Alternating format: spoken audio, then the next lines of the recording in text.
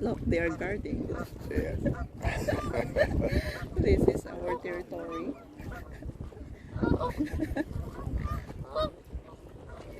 They're pushing them. Oh, look, look, look.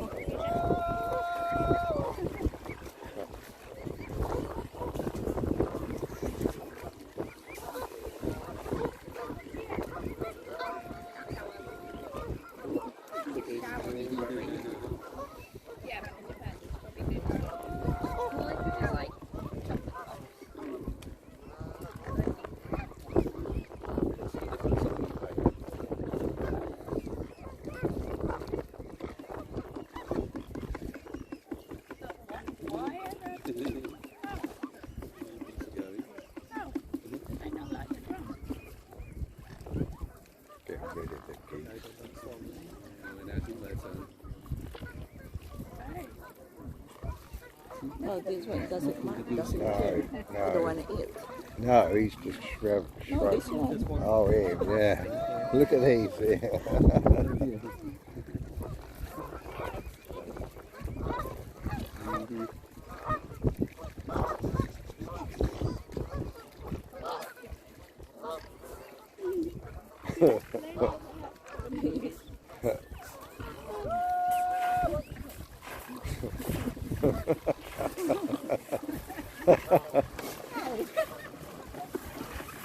Oh, look at that.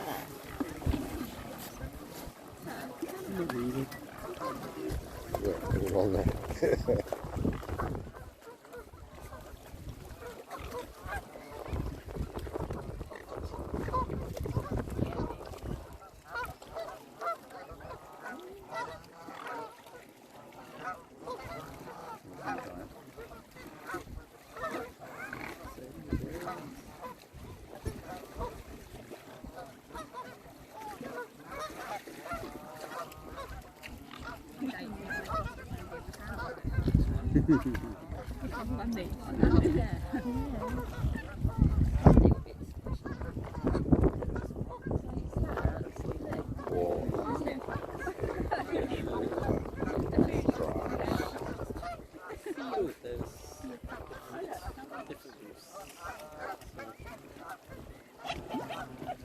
Oh yeah.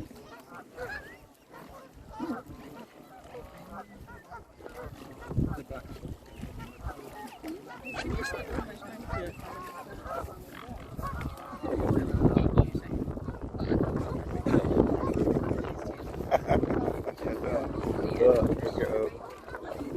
Yeah, yeah. They're drinking fresh water. Look at them come.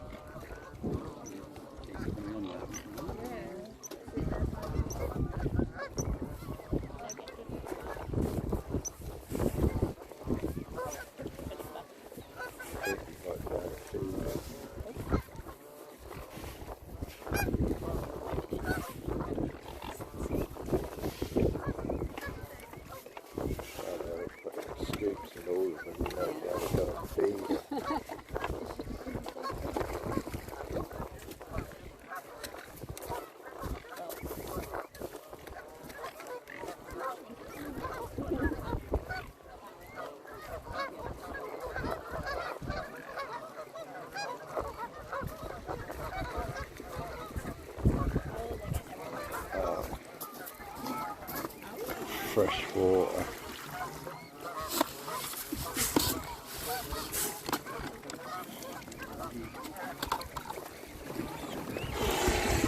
Oh my God, look.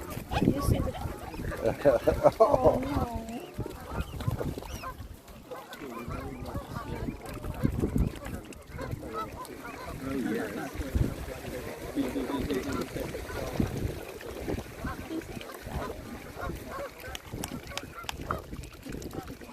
Getting rid of the geese again.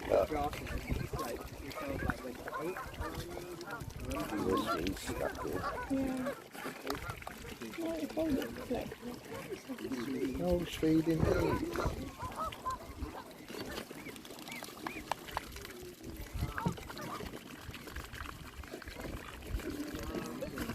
But they are behaved a lot. Yeah, They're going. they're going. This one's snuck in.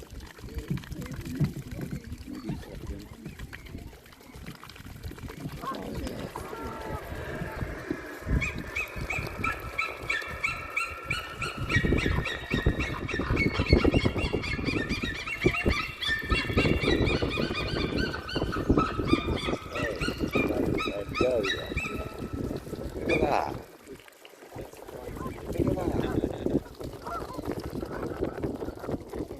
Yeah. Not behave, he was in distress, go away.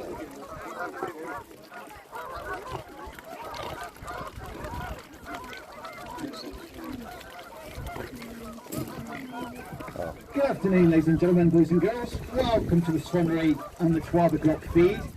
Our job down here normally is to feed all the non-nesting birds while our colleagues deal with all the families, but for some reason this year, as you can see, it's a bit of a free-for-all.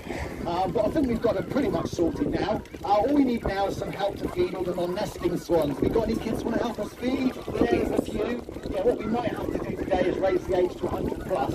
But please let all the youngsters have a go first. There are a few rules. We can't all come out at the same time for health and safety reasons, but we've got a whole barrel full of food, or at least we did have. So I guarantee that at least all the kids that want to go definitely will get a go. You'll just have to be a little bit patient with us, please. Wait behind the barrier till you're asked about. I promise you will eventually get a go.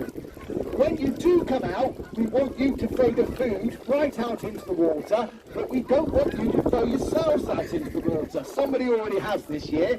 So please don't get too near the edge, and please don't go on the ramps. They're very slippy. Please don't feed those in the back. They're all going to be fed by our colleagues. Please just feed these down here in the water. Once you finish feeding, there is some hand sanitizer along the fence to clean your hands. Any very small children, an adult must come too. We're just going to be going from the one gate today where Phil is there with the wheelbarrow. So any children want to go, they can make their way to that gate, form an orderly queue. We won't keep you waiting too long. And as I say, if we run out of kids at the end, then some of your big kids can have a go as well. Once the feeding is underway, I will explain a bit about what's happening at this time of year and a bit about the history and the natural history of the Swannery.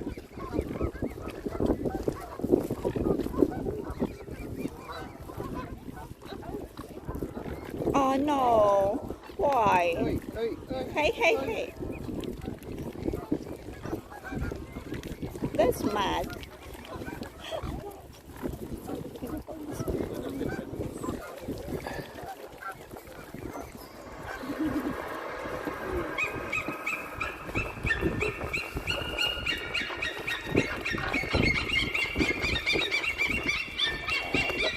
Yeah.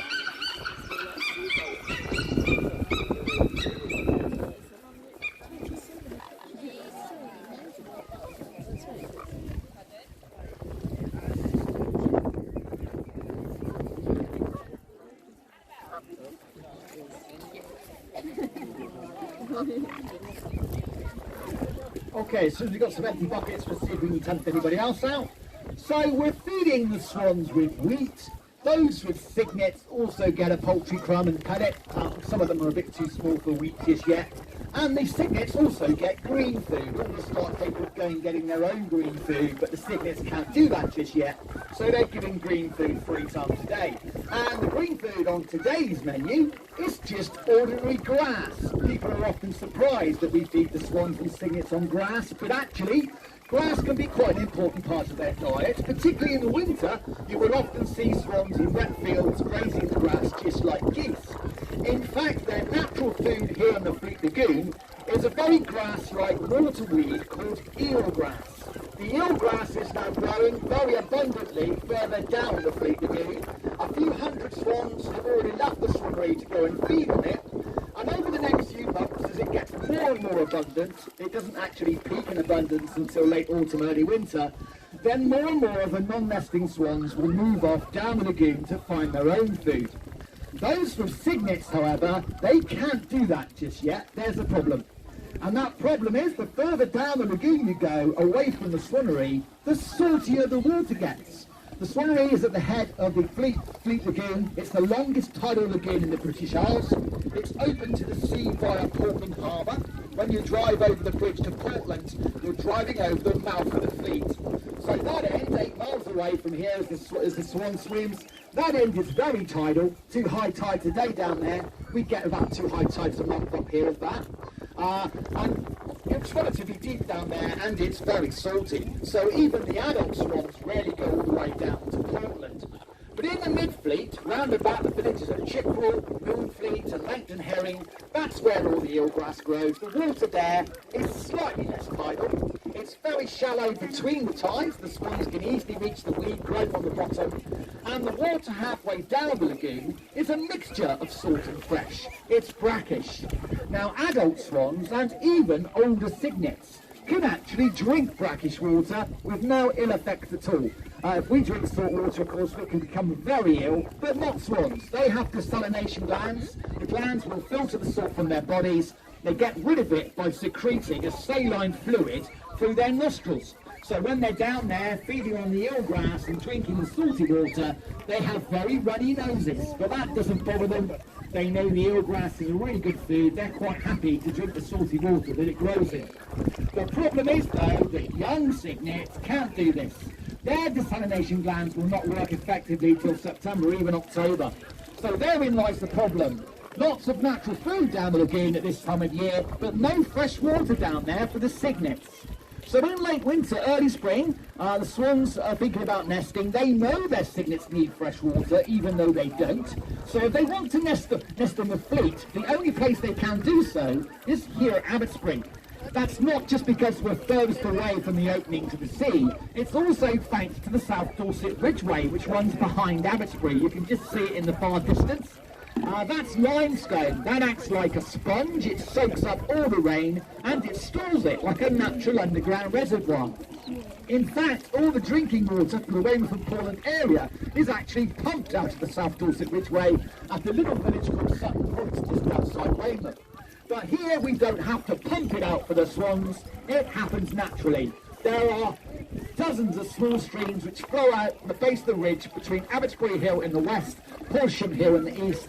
They join up into 2 main streams, and all that fresh water is emptied into the spiny embayments of the Fleet Lagoon. So this is the freshest end. It's the only place fresh enough for the swans to breed their cygnets. Now some swans in the spring, of course, they choose to behave like normal swans. They fly off inland to nest, and they seek out freshwater lakes and rivers. They become